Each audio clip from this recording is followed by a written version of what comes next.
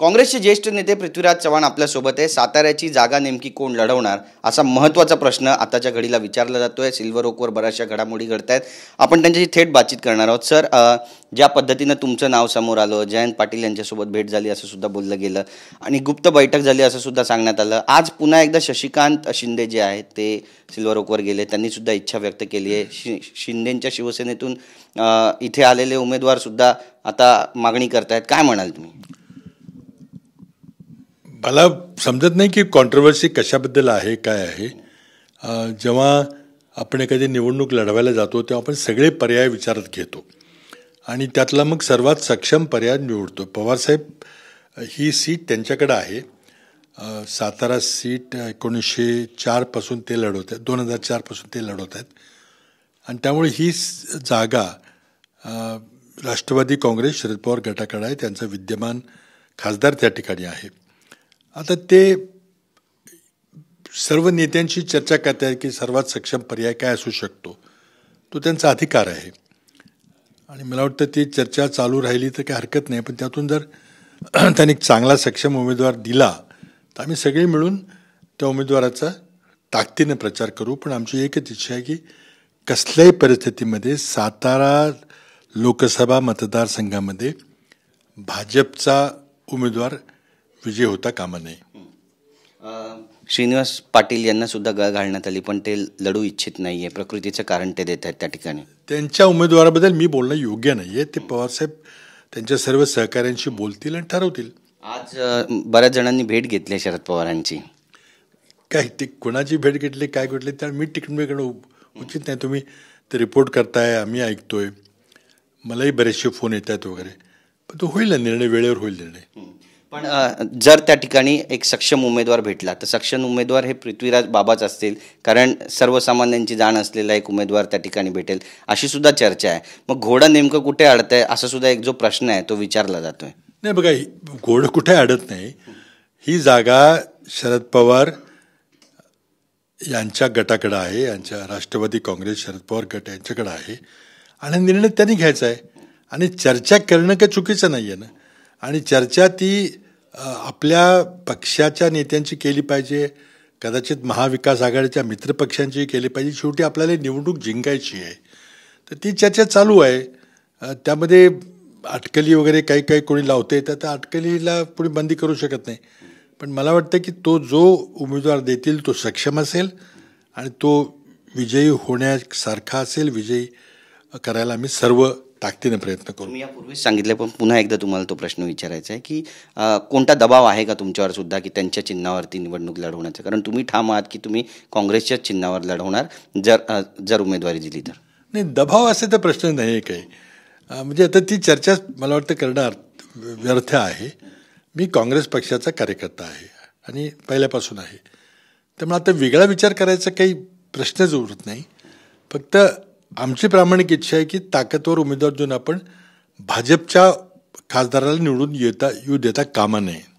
नक्कीच. संजय निरुपम यांनी पक्ष सोडला, यानंतर त्यांचं निष्कासन करण्यात आलं. आज त्यांनी पत्रकार परिषद घेतली आणि बऱ्याच गोष्टी त्यांनी बोलून दाखवलेल्या आहेत. काँग्रेसमध्ये 5 गट झालेले आहेत आणि त्यासोबतच डाव्या विचारसरणीचा जो प्रभाव आहे तो काँग्रेसमध्ये फार जास्त आहे असं सुद्धा ते म्हणत आहेत. ते त्यांच्या नैराश्यापोटी ते बोलत आहेत.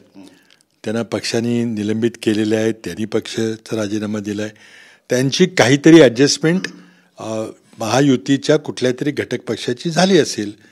त्यांना एक काँग्रेस पक्षाकडून एका तिकिटाची अपेक्षा होती.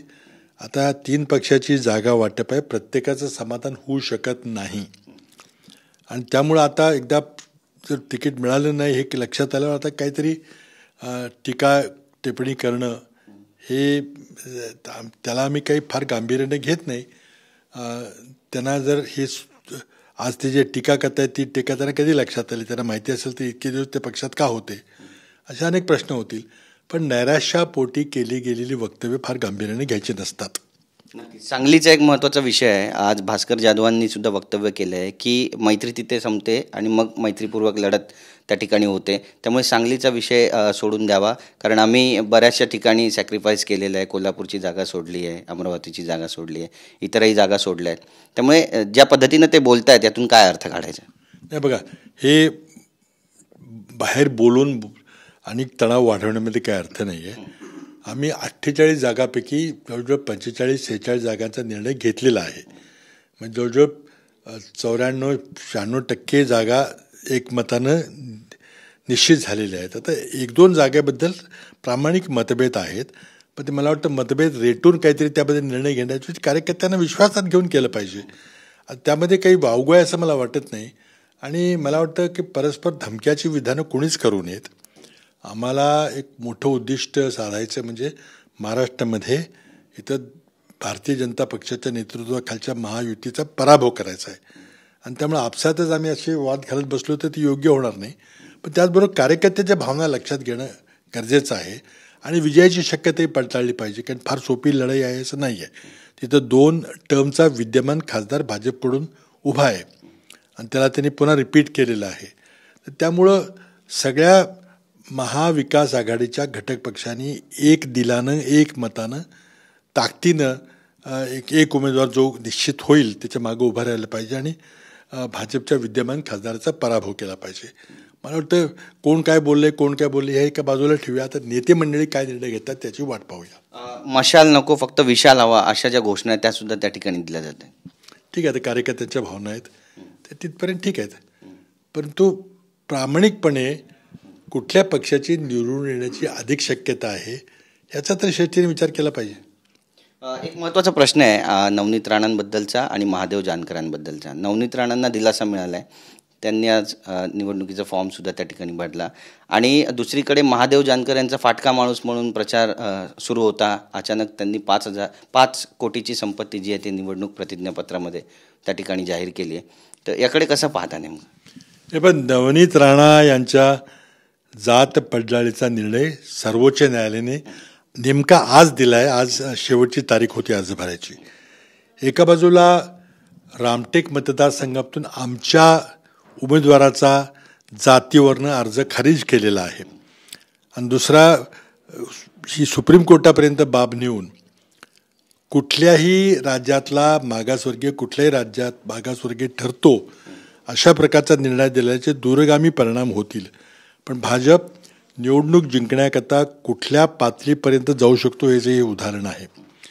आम्हाला एक न्याय आणि भाजपला एक दुसरा न्याय अशा प्रकारे सर्वोच्च न्यायालयामधून निवडून निकाल येत असतील तर ते लोकशाहीकरता हानिकारक आहे. नक्कीच. आणि 5 कोटीची संपत्ती महादेव जानकर यांनी सुद्धा त्या ठिकाणी प्रतिज्ञापत्रामध्ये दिली. फाटका माणूस म्हणून त्यांचा प्रचार सुरू होता. त्यामुळे भाजपसोबत जो जातो तो सगळं काही आलबेल होतं त्याच्यासोबत असं त्याचा अर्थ काढायचा का? आता फाटक्या कपड्याची किंमत किती झाली आहे ती आता लक्षात येतं यातून. त्यामुळे मला वाटतं की ठीक आहे तर त्यांची किती संपत्ती आहे ते असेल, पण ही मला वाटतं संपत्तीवर किंवा कितीचा तुम्ही किती संपत्ती दाखवलेली आहे किती लपवलेली आहे त्याच्यापेक्षा विचारांची लढाई झाली पाहिजे. आज भाजपने धनगर समाजाच्या नेत्यांना फसवलं. 2014मध्ये आश्वासन दिलं.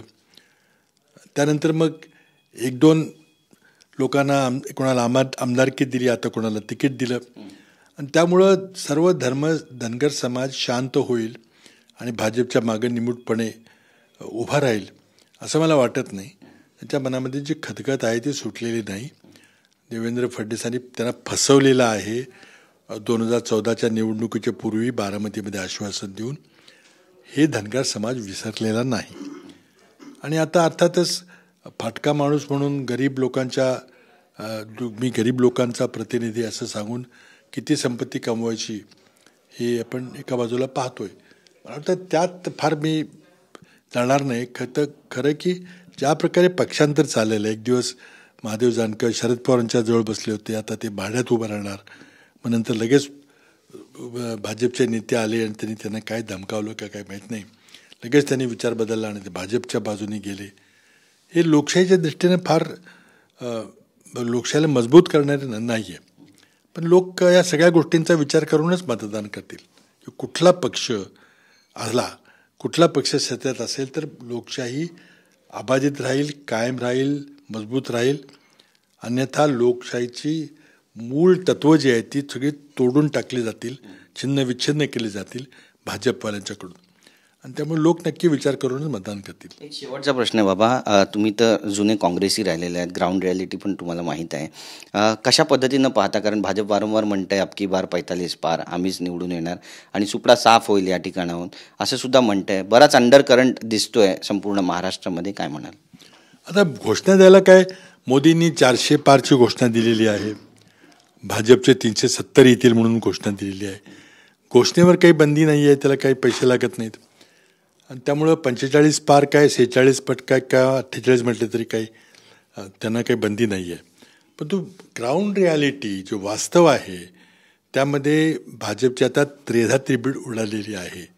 अजूनही त्यांची इन्कमिंग चालू आहे. बाहेरच्या लोकांच्या पक्षातल्या लोकांना फोडून, त्यांना दहशत दाखवून, त्यांना ईडी CBIची भीती दाखवून, काही पदाचे आमिष दाखवून ह्याचा प्रयत्न चाललेला आहे. याचा अर्थ असा की त्यांना स्वबळावर आपल्या स्वतःच्या ताकदीवर महाराष्ट्रामध्ये बहुमत मिळू शकणार नाही लोकसभेमध्ये, हे स्पष्ट झालेलं आहे. धन्यवाद आमच्याशी बोलल्याबद्दल बाबा, आपला वेळ दिल्याबद्दल. तर आपण पाहतो या ठिकाणी लोकसभेमध्ये पूर्ण बहुमत भाजपला मिळू शकत नाही, यासाठीच ईडी CBI आणि इतर यंत्रणांचा वापर केला जातोय. बराचसा अंडर करंट सुद्धा आहे आणि जागा वाटपासंदर्भात देखील त्यांनी भाष्य केलेलं आहे. काय घडेल पाहणं महत्त्वाचं ठरेल. कॅमेरा पर्सन नरसिंगसह गिरीश गायकवाड, TV9 मराठी, मुंबई.